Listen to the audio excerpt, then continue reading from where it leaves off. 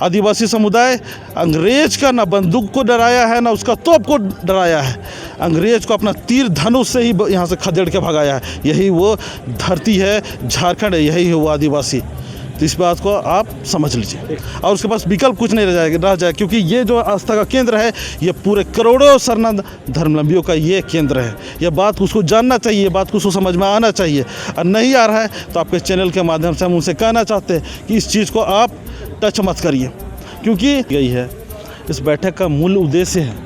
क्योंकि ये कई दौर का बैठक ये चल रही है, यहाँ पे हो रही है। और लेकिन दुर्भाग्य है इस राज्य का, हम आदिवासियों के लिए भी, कि यहाँ पे आज हमारी यहाँ पे कोई सुन नहीं रहा है।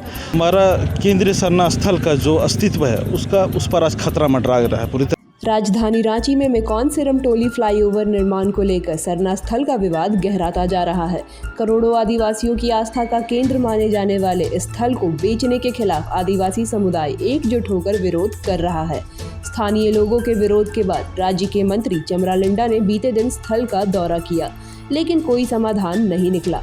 आज केंद्रीय सरना समिति द्वारा मंत्री को आमंत्रित किया गया था, लेकिन उनके ना पहुंचने से आदिवासी समुदाय में नाराजगी बढ़ गई है।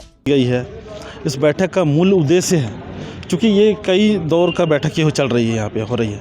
और मुख्य जो मांग है हमारा, वो दो मुख्य मांग है यहाँ पे।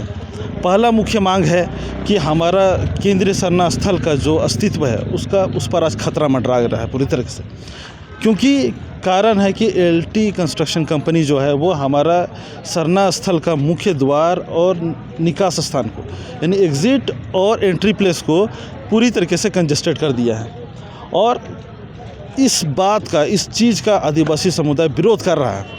उसको बताने का भी काम कर रहा है कि आप यहाँ पे गलत कर रहे हैं, आप यहाँ पे ऐसा नहीं करिए। सरकार के जो लोग हैं, सरकार के प्रशासन के सारे जगहों पे पत्राचार के माध्यम से भी अवगत कराने का काम किया जा चुका है और उसे गुहार लगाई जा रही है बार बार कि आप यहाँ पे गलत हो रही चीज़ें, उसको आप ठीक करने का काम करिए।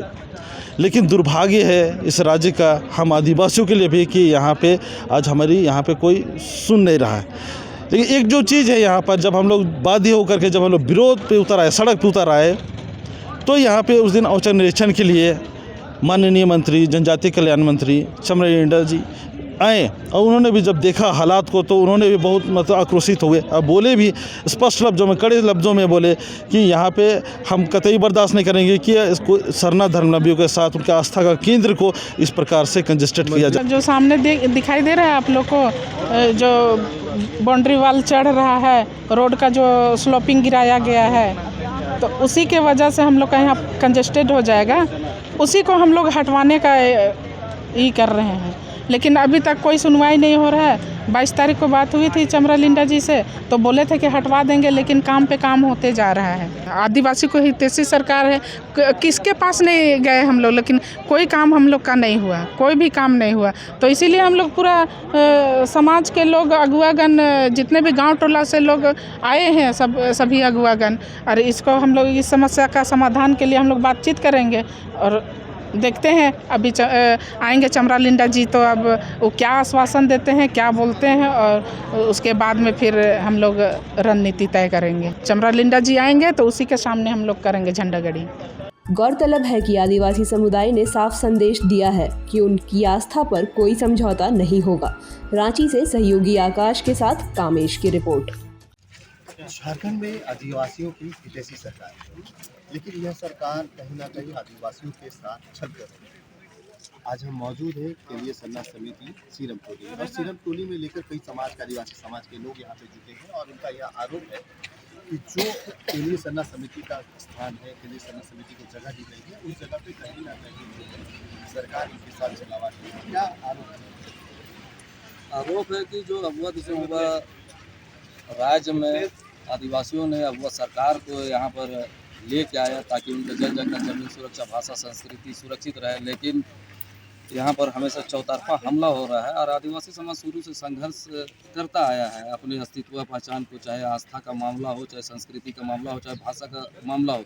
ये जो यहाँ पर है केंद्रीय शरणा स्थल है, यहाँ पूरे आदिवासी समाज का एक आस्था का केंद्र है। यहाँ बाबा कार्तिक उरांव जी ने भी इस ज़मीन को बचाने के लिए जुलूस की शुरुआत की थी। और आज जब हमारा संविधान सभा में जयपाल सिंह मुंडा ने भी संविधान सभा में बात रखा था कि आदिवासियों को विकास उसका कब्रगाह साबित होगा, सचमुच आज कब्रगाह साबित हो रहा है। अब वो सरकार में भी हम लोग ठगे महसूस करें, हमारी आस्था के साथ छेड़छाड़ किया जा रहा है, अधिग्रहण किया जा रहा है। यहाँ 46 डिसमिल ज़मीन था जहाँ पर पूरे 2 के लोग आते थे, और आज 24 डिसमिल ज़मीन अधिग्रहण के नाम पे, कनेक्टिंग फ्लाईओवर के नाम पे, फ्लाईओवर के नाम पे ले लिया गया है। तो ये हमारा आस्था का स्वरूप और अस्तित्व से छेड़छाड़ है, जिसको हम लोग बर्दाश्त नहीं करेंगे।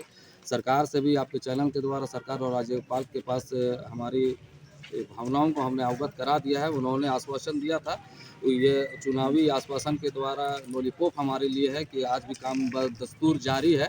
और सरकार से हमारी प्रार्थना है कि, और विनती है, निवेदन है कि आके इस काम को रोके, एक अलग से आप DPR बनाएं और एक वैकल्पिक मार्ग ये का रास्ता को तलाशें, ताकि हमारी जो यहाँ आस्था से जुड़ी हुई जो हमारी भावना है वो तार ना हो। जल जंगल जमीन की बात कर रहे हैं, सरकार भी आप लोगों की है, लेकिन कहीं ना कहीं जल जंगल की जमीन की बात करने वाली जो सरकार है, और ये केंद्रीय सलाह समिति भी आदिवासियों से संबंधित एक महत्वपूर्ण जगह होती है, लेकिन इस जगह के साथ भी कहीं ना कहीं सरकार छल कर रही है, दिखावा कर रही है।